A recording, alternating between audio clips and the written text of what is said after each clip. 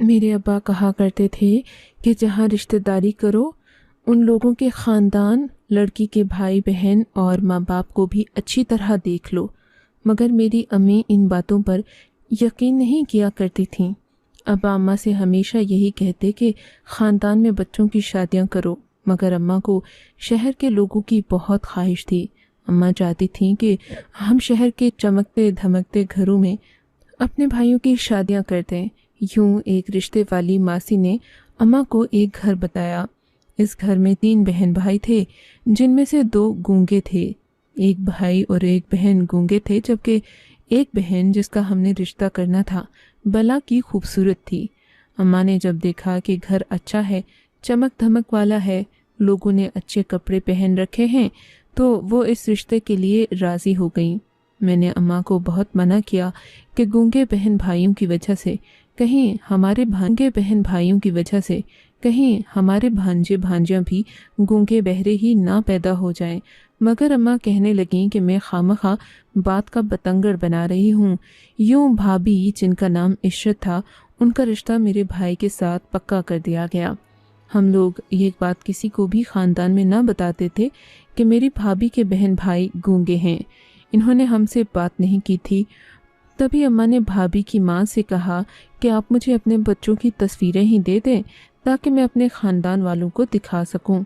بھابھی کی اماں کہنے لگیں کہ ہم ایسا نہیں کر سکتے، ہمارے بچے بہت ہی زیادہ پاک صاف اور پوتر ہیں، اگر ہم نے کبھی ان کی تصویر بنائی بھی ہے تو کسی کو دکھائی نہیں۔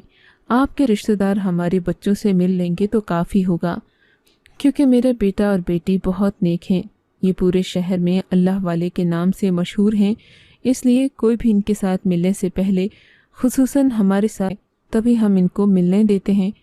یہ بات سن کر ہم سب لوگ ہی حیران ہوئے تھے کہ آخر بھابھی کے بہن بھائیوں میں ایسا بھی کیا خاص ہے۔ خیر سے مجھے دلچسپی تو تھی، پر میں نے سوچا ایک بار رشتہ پکا ہو جائے، بھابھی بیاہ کر ہمارے گھر آ جائیں، پھر یہ باتیں بھی ہوتی رہیں گی۔ فی الحال ایسا کچھ کرنا قبل از وقت تھا۔ یوں بھابھی کی شادی ہو گئی۔ شادی والے دن بھابھی کے بہن بھائی ان کے ساتھ ہی بیٹھے تھے، مگر انہوں نے کسی سے بات چیت نہیں کی۔ میں نے دیکھا بھابھی جان بہت ڈری ہوئی سی لگ رہی تھیں۔ میکے سے رخصت ہوتے وقت لڑکیاں عموماً روتی ہیں، مگر بھابھی اب بہت خوش اور تھوڑی ریلیکس نظر آ رہی تھیں۔ میں نے دیکھا تھا بھابھی کے چہرے کا خوف رخصتی کے فوراً بعد ختم ہو گیا تھا، اور پھر جیسے ہی وہ ہمارے گھر داخل ہوئیں ہنسی خوشی باتیں کرنے لگیں۔ میں حیران تھی کہ کوئی اپنے بہن بھائیوں سے تنگ کیسے ہو سکتا ہے۔ خیر سب رسول کی تصویر بنانے لگے تو بھابھی نے گھونگھٹ اوڑھ لیا۔ میں نے کہا بھابھی، آپ ہمارے گھر بیاہ کر آ گئی ہیں، اب آپ کو کس بات کا ڈر ہے؟ تب بھابھی کہنے لگی کہ میں اپنے بہن بھائیوں سے بہت ڈرتی ہوں، وہ اللہ والے ہیں، وہ نہ ہی اپنی تصویر بناتے ہیں نہ مجھے بنانے دیتے ہیں، انہوں نے مجھے یہ سب کرنے سے منع کیا ہے، سو میں تصویر نہ بناؤں گی۔ ہم لوگ بھی خاموش ہو گئے۔ بھابھی اس گھر میں نئی آئی تھیں، سو ہم ان سے کچھ زبردستی نہیں کروا سکتے تھے۔ رات گزر گئی تو اگلی صبح بھابھی کے گھر والے ان کے لیے رسم کے مطابق ناشتہ لے کر آئے تھے۔ بھابھی کی ساس بہت خوش لگ رہی تھیں، مگر ساتھ ہی ساتھ وہ ڈر بھی رہی تھیں۔ ہم سے بات کرتے ہوئے 1000 بار یہ کہتی کہ کسی کو بتائیے گا مت کہ آپ نے ہمارے ساتھ رشتہ داری کی ہے۔ ہم نے تو ویسے ابھی تک کسی کو بھابھی کے بہن بھائیوں کے بارے میں نہیں بتایا تھا۔ تب اماں نے ان سے پوچھ ہی لیا، بہن جی آخر ایسی کیا بات ہے کہ آپ اپنے پا رہی ہیں؟ ہم شریف لوگ ہیں، ہمیں سب لوگ جانتے ہیں، آپ اس معاملے کی فکر نہیں کریں۔ اماں کو ان کی یہ بات دراصل کچھ اچھی نہیں لگی تھی۔ تبھی بھابھی کی اماں نے جو بات ہمیں کہی تھی اس نے ہمیں حیران کر دیا۔ دیکھیں بہن جی، بات کوئی اور نہیں ہے، صرف اتنی سی ہے کہ میرے دونوں بچے گونگے ہیں پر اللہ والے ہیں، ان کے بازو پر اللہ لکھا ہوا ہے اور یہ پیدائشی ہے۔ بس اسی وجہ سے میرے بچوں کی پورے شہر میں بہت شہرت ہے، کیونکہ میرا بچہ یا بچی جس عورت کے بھی سر پر ہاتھ رکھ دے اس کے 4 بیٹے پیدا ضرور ہوتے ہیں اور وہ ہمیشہ کے لیے خوش رہتی ہے۔ بس اسی وجہ سے لوگ ہم لوگوں کا پیچھا نہیں چھوڑتے، ہم جہاں جاتے ہیں لوگ میرے بچوں سے دلاسا لینے آ جاتے ہیں۔ اسی وجہ سے میں نہیں چاہتی کہ آپ کے محلے میں بھی میرے بچوں کی شہرت ہو جائے، پھر آپ کے گھر رش لگا رہے گا، آپ بھی میرے بچوں کی وجہ سے تنگ ہوں گے، اور خاص کر میری بیٹی جو اب ان معاملات سے دور رہنا چاہتی ہے، میں اس کو کسی مشکل میں نہیں پھنسانا چاہتی۔ میں بھابھی کی والدہ کی بات خاموشی سے سن رہی تھی، مگر ساتھ ساتھ ان کے چہرے کے تاثرات بھی دیکھ رہی تھی۔ مجھے لگا جیسے بھابھی کی ماں اپنی بیٹی کو اشارے سے کچھ کہہ رہی ہو، وہ آنکھوں ہی آنکھوں میں ایک دوسرے سے بات کر رہی تھیں۔ تبھی ناشتہ ختم ہونے کے بعد بھابھی کی ماں باہر کی طرف چلی گئیں، بھابھی بھی ان کے پیچھے پیچھے گئیں۔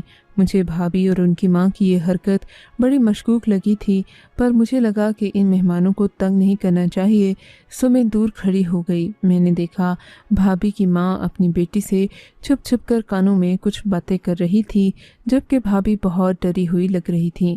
تھوڑی دیر کے بعد یہ لوگ چلے گئے۔ بھابھی مجھ سے خوشگوار انداز میں بات کرنے لگی۔ بس جب بھی ان کی ماں یا بہن بھائیوں کا ذکر ہوتا وہ کچھ پریشان ہو جایا کرتی، پر ان کے جانے کے بعد وہ دوبارہ سے نارمل ہو جاتی۔ لیکن اب یہ سب دیکھ کر میرے دل میں اشتیاق پیدا ہونے لگا تھا کہ آخر بھابھی کے بہن بھائیوں میں ایسی بھی کیا خاص بات ہے جس کی وجہ سے دوسرے لوگ ان کو ملنے نہیں دیتے۔ تبھی میں نے اسی دن بھابھی سے یہ بات کی، بھابھی آپ کے بہن بھائیوں سے محلے والے تو نہیں مل سکتے، پر میں تو مل سکتی ہوں نا؟ میں نے کہا تھا۔ نہیں اسما، تم نہیں مل سکتی، اصل میں میرے بہن بھائیوں سے بہت کم لوگ ملتے ہیں۔ مگر وہ کیوں بھابھی؟ میں نے دلچسپی سے پوچھا تھا۔ اس لیے کہ میرا بھائی جس عورت کے سر پر ہاتھ رکھ دے اس کے 4 بچے ہو جاتے ہیں، پھر چاہے وہ شادی شدہ ہو یا غیر شادی شدہ ہو، یہی تو میرے بھائی کی کرامت ہے۔ اسی وجہ سے کوئی لڑکی میرے بھائی کے قریب بھی نہیں جاتی، کیونکہ بھائی کی نظروں میں بھی بہت تاثیر ہے۔ میں بھابھی کی بات سن کر ہنس پڑی۔ بھابھی یہ کیسی غیر حقیقی سی بات کر رہی ہو؟ ایسا ہو ہی نہیں سکتا کہ کسی کے سر پر ہاتھ رکھنے سے کوئی عورت حاملہ ہو جائے، اور وہ بھی بغیر شادی کے۔ خدا کا نام لو، ایسی باتیں نہ کرو، ایسا نہ ہو کہ تمہیں بھی بعد میں پچھتانا پڑے۔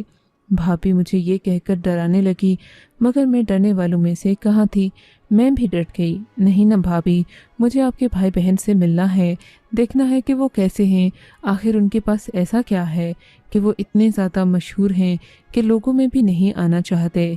خیر، میں نے بھابھی کو بہت زیادہ منایا، پر وہ مان نہیں رہی تھی۔ اگلے دن اتفاق سے بھائی نے خود ہی بھابھی سے کہا، میں تمہارے میکے چلوں گا، تمہارے ماں ابا سے بھی مل لوں گا اور بہن بھائیوں سے بھی۔ یہ سن کر بھابھی کے چہرے کا رنگ پیلا پڑ گیا۔ نہیں، دراصل میرے بھائی بہن کسی سے نہیں ملتے، ویسے بھی تو وہ گونگے ہیں، ان سے تو کوئی بات نہیں ہوتی۔ یہ سن کر بھائی اور میں دونوں ہی ایک موقف پر آ گئے تھے۔ ہاں تو کوئی بات نہیں، اگر وہ نہیں بھی بولتے ہم صرف ان سے اشاروں میں بات کریں گے، پر آپ کے خاندان سے ملنا تو ضروری ہے نا۔ میں نے لقمہ دیا تو بھابھی مجھے خونخوار نگاہوں سے گھورنے لگیں۔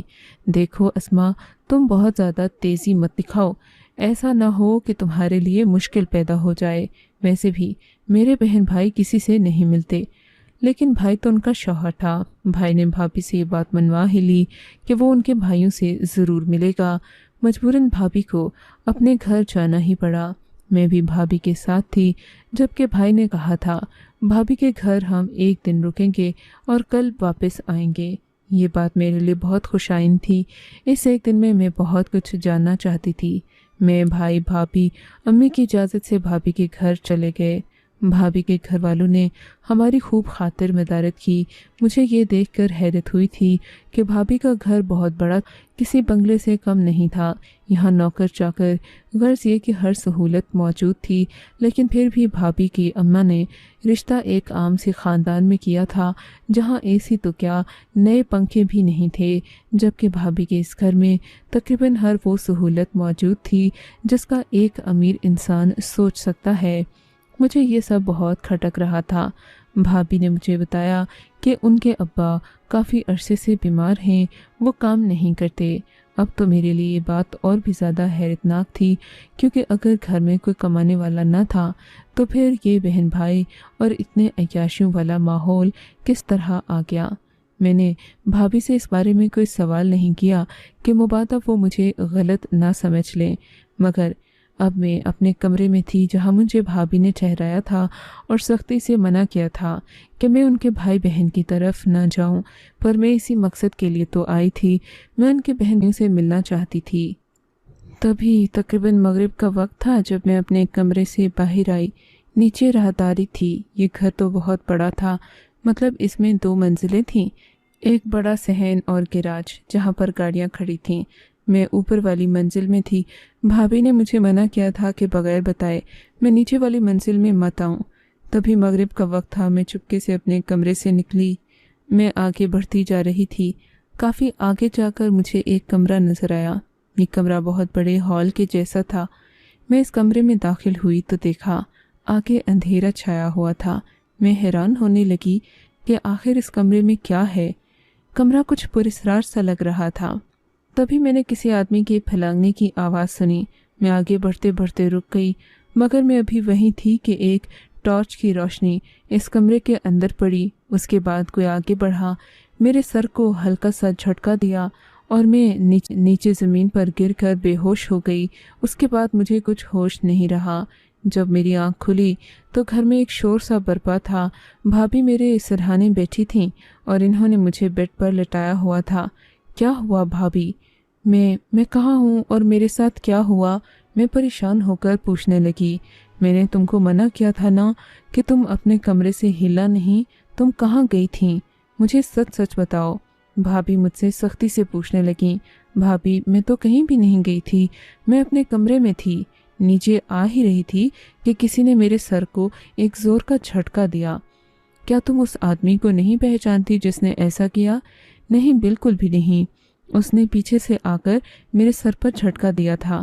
میں نے بھابھی کو جھوٹ تو بول دیا تھا، مگر اصلیت کچھ اور تھی۔ لیکن میں یہ بھی جان گئی تھی کہ بھابھی کو بھی سچ نہیں معلوم۔ خیر سے وہ دن بہت پریشانی میں گزرا تھا۔ بھابھی کے سب گھر والے تھے۔ بھابھی میرے پاس بیٹھی میرا دل بہلانے کی کوشش کر رہی تھیں۔ یہ رات بھی گزرنے لگی تھی۔ میں نے سوچا کل تو ہم لوگ واپس چلے جائیں گے، مگر میں بھابھی کے بہن بھائیوں کو ضرور دیکھنا چاہتی ہوں۔ تبھی بھابھی نے مجھے سختی سے تاکید کی کہ اب تم اپنے کمرے سے باہر نہیں آنا۔ سو میں نے سوچ لیا کہ دوبارہ چلو اس کمرے میں نہ جاؤں گی، مگر ایک کوشش تو ضرور کروں گی کہ ان کے بھائی کو دیکھ لوں۔ میں سیڑھیوں سے چھپتی چھپاتی بڑی احتیاط سے نیچے اترتی چلی گئی۔ آگے جا کر دیکھا پورے گھر میں بلا کی خاموشی تھی۔ آخرکار ایک کمرہ جس کے آگے پردہ سا لگا ہوا تھا، اس میں سے ایک شخص کی آواز آئی۔ میں سمجھتی تھی کہ بھابھی کا بھائی گونگا ہے، مگر جب میں نے اندر جھانکا تو وہ بات چیت کر رہا تھا۔ مجھے دیکھتے ہی اس نے اپنی زبان بند کر دی۔ ایسا لگ رہا تھا جیسے وہ دوسروں کے سامنے گونگا ہونے کا ناٹک کر رہا ہو۔ وہ خاموش ہو کر کسی ملنگ کی طرح بیٹھ گیا، جیسے کچھ سمجھتا ہی نہ ہو۔ میں وہیں کھڑی تھی، لیکن جب اس کی طرف سے نرمی کا مظاہرہ دیکھا تو اندر چلی گئی۔ پھر میں اس کا بازو یعنی اس کے بازو پر لکھا اللہ کا نام دیکھنا چاہتی تھی۔ میں نے اشارہ کیا کہ میں آپ کا بازو دیکھنا چاہتی ہوں۔ اس نے مجھے غصے سے باہر جانے کو کہا۔ میں بھی وہیں کھڑی تھی کہ بھابھی کی امی کمرے میں داخل ہوئیں۔ ارے بیٹی، تم یہاں کیا کر رہی ہو؟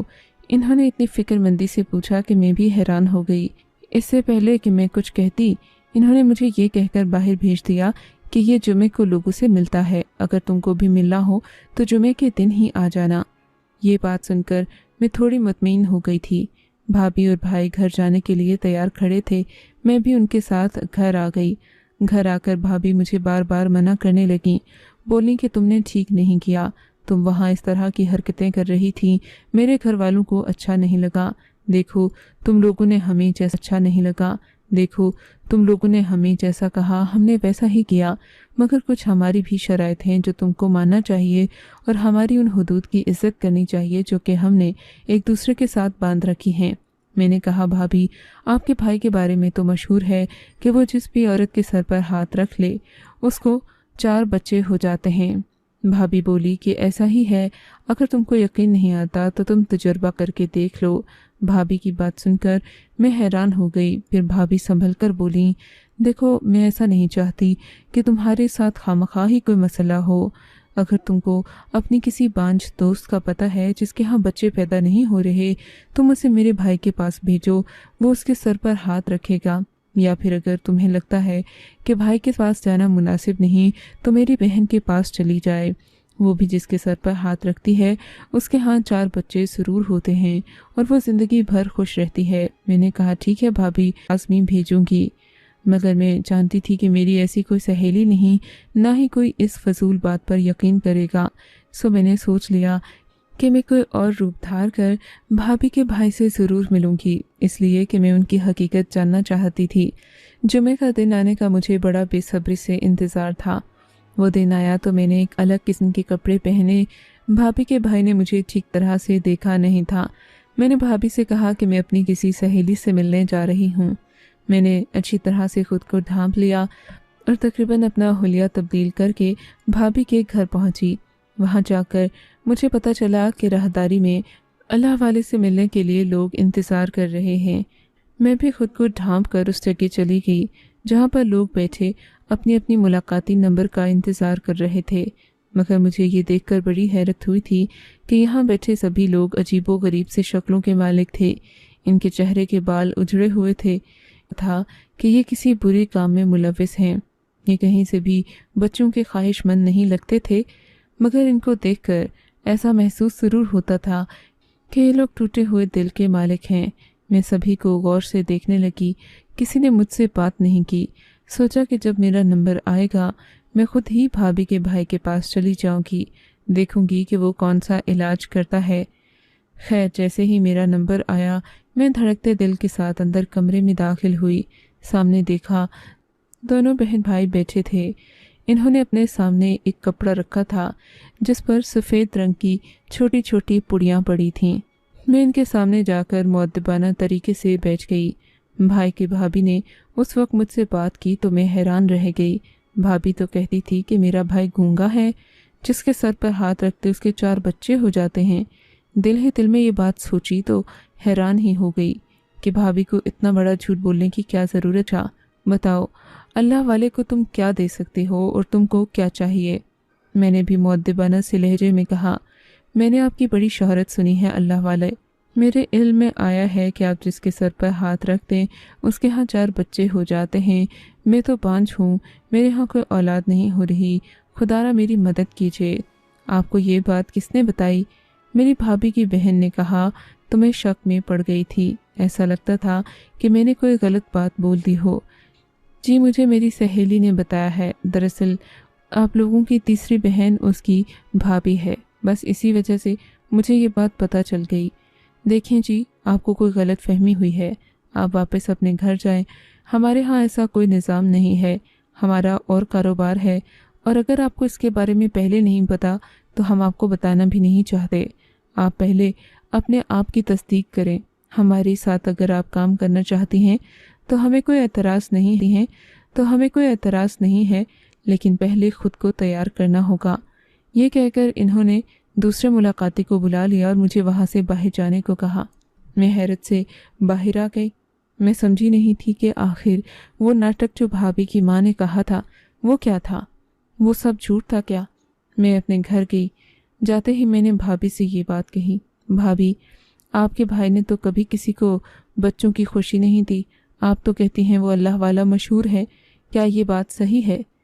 मेरी बहन, तू क्यों इस सब के पीछे पड़ गई है? मेरे घर वालों को अकेला क्यों नहीं छोड़ देती? मेरी भाभी मुल्तजी लहजे में बोली, मैं अकेला नहीं छोड़ूंगी भाभी, मुझे सच बता दो कि क्या किस्सा है। भाभी ये सुनकर रोने लगी। मैं किसी को नहीं बताऊंगी, आप मुझे बता दो, आपकी कसम। भाभी को मैंने पास बैठकर उनका हाथ अपने हाथ में लेते हुए कहा तो इनका भी चेहरा नरम पड़ गया। कहने लगी, ठीक है, अपनी वालिदा को या मेरे शौहर को कुछ नहीं बताओगी। मैंने हामी भर ली कि ऐसा नहीं होगा जैसा कि वो सोच रही हैं। फिर जो बात मुझे पता चली, मुझे भी भाभी पर तरस आने लगा।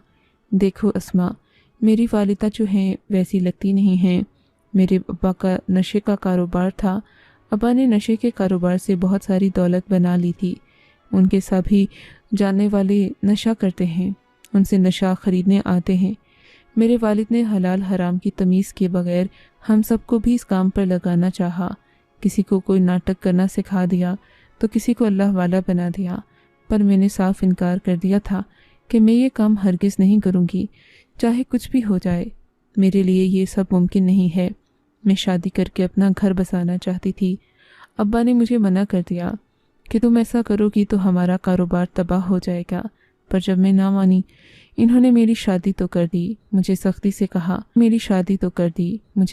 कहा कि ना ही हम तुमको कोई जहेज़ देंगे, ना अपने कारोबार में कोई हिस्सा देंगे, और ना तुम अपने ससुराल वालों को हम सब के कारोबार के बारे में बताओगी। तुम उनसे यही कहोगी कि तुम्हारे बहन भाई गूंगे हैं, वो बातचीत नहीं कर सकते, वरना अगर तुमने उनको असलियत बताई तो फिर वो तुम्हारे साथ जो सलूक करेंगे उसके ज़िम्मेदार हम नहीं होंगे। मैंने इस शर्त को मान लिया था, मगर तुम तो ले देकर पीछे ही पड़ गई हो। लगता है कि अब मेरा शौहर मुझसे बदगुमान हो जाएगा। भाभी की बात सुनकर मैं हैरत ज़दा रह गई। भाभी की माँ कितनी नेक लगती थी, मगर अंदर से क्या निकली। मुझे भाभी पर यकीन ना भी आता, लेकिन इन्होंने जो बात कही थी वो हकीकी मालूम होती थी। जो शख्स बुराई के माहौल में भी खुद को अच्छाई के रास्ते पर चलाना जानता हो, यकीनन उस पर